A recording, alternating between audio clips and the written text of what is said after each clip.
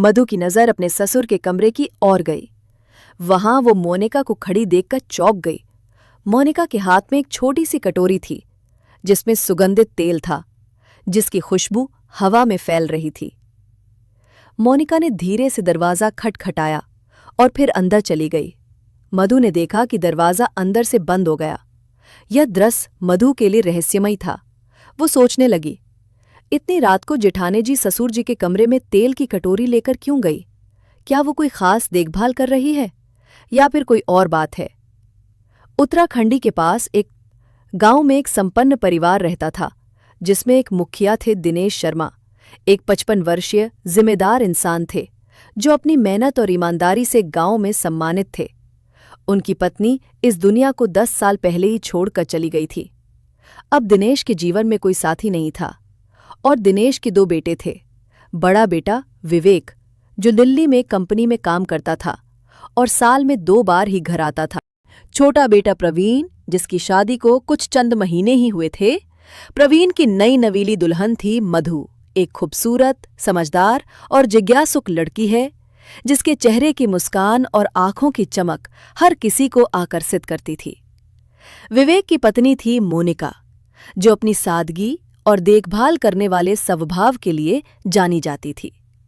शादी के बाद मधु और प्रवीण अपने नए जिंदगी की शुरुआत कर रहे थे। मधु को गांव का शांत माहौल और पहाड़ों की खूबसूरती बहुत पसंद आती थी। वो और प्रवीण हर शाम को बगीचे में टहल लेते, एक दूसरे से बातें करते और अपने अच्छे भविष्य के सपने साझा करते। उनकी प्रेम भरी बातें और छोटी छोटी शरारतें उनके रिश्तों को और गहरा कर रही थी। एक रात को 1 बजे के आसपास मधु की नींद खुल गई। उसके पति ने पानी बुलवाया था तो वो पानी लेने के लिए अपने कमरे से बाहर निकली।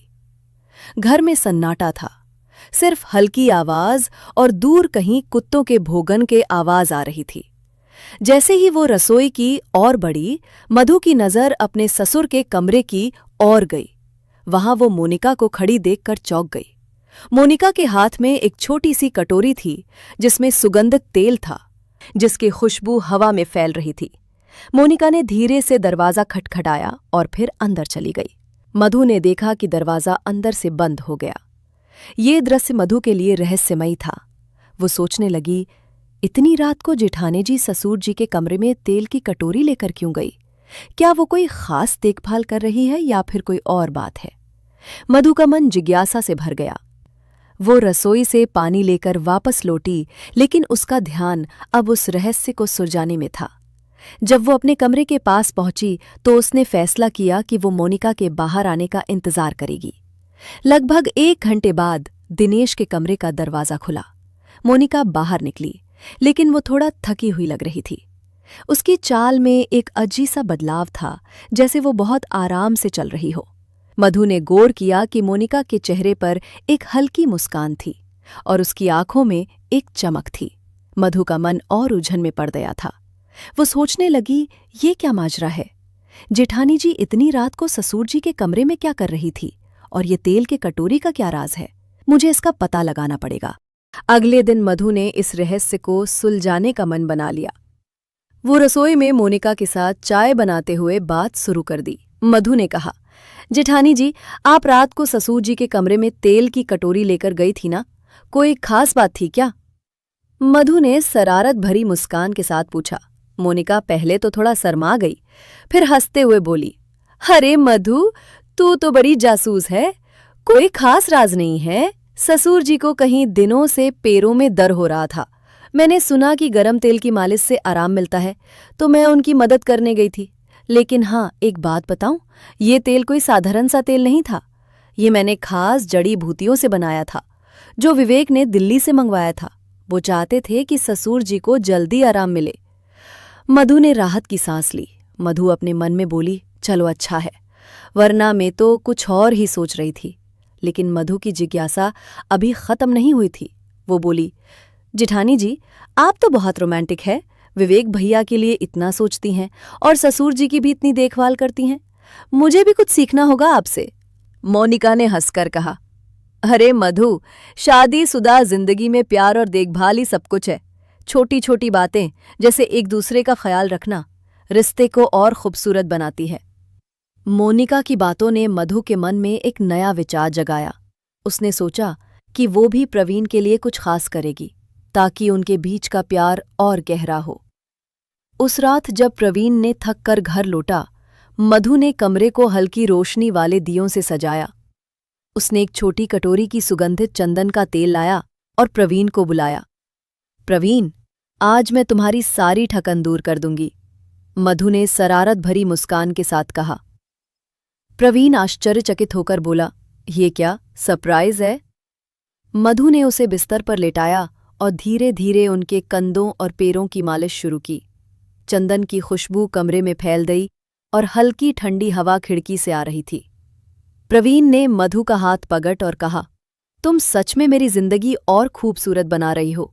मधु ने शर्माते हुए कहा, बस जेठानी जी से थोड़ा रोमांस सीखा है। तुम्हें खुश देखना मेरा सबसे बड़ा सपना है। दोनों एक दूसरे की आंखों में खो गए। प्रवीण ने मधु को अपनी बाहों में खींच लिया और धीरे से उसके माथे पर एक चुम्बन दे दिया। फिर प्रवीण ने कहा, अब मैं तुम्हारी मसाज करता हूं। मधु की मसाज से कमरे में चारों तरफ आवाज उठाई थी। मधु को अब पहले से ज्यादा अच्छा लगने लगा था। उस रात उनके बीच का प्यार और विश्वास और गहरा हो गया। कमरे में दियों की रोशनी और चंदन की खुशबू ने उस पल को और भी जादू बना दिया। कुछ दिन बाद मधु ने फिर से मोनिका को रात में ससुर जी के कमरे में जाते देखा। इस बार उसने मोनिका से मजाक में पूछा, जितानी जी, फिर से तेल की मालिश कोई नया राज तो नहीं? मोनिका हंस पड़ी और बोली, मधु, तुम नहीं सुधरोगी। हाँ, ससुर जी को मालिश से बहुत आराम मिला है, लेकिन इस बार मैंने कुछ और भी किया है। अगर तुम्हें भी ससुर जी को आराम देना है तो चलो मेरे साथ अंदर। फिर दोनों बहुओं ने अपने ससुर जी की सेवा के और उनको आराम की नींद सुलाकर बाहर आईं। मधु ने मोनिका से कहा, जेठानी जी, अब मैं भी आपके साथ रोजाना ससुर जी की सेवा करने आऊंगी।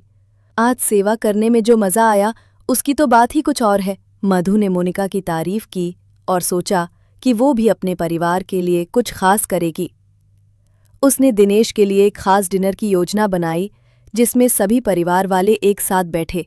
मधु और मोनिका ने मिलकर स्वादिष्ट खाना बनाया और अपने ससुर को उनके पुराने दिनों की कहानियां सुनाने के लिए आमंत्रित किया। उस रात पूरा परिवार हंसी मजाक और पुराने यादों में खो गया। दिनेश ने मधु और मोनिका की तारीफ की और कहा, मेरे पास 2 ऐसी बहुएं हैं जो इस घर को सुखी बना रही है।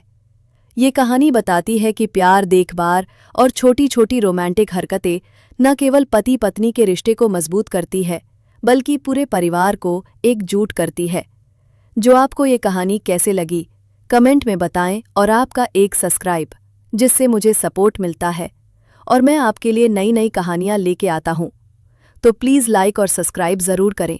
धन्यवाद।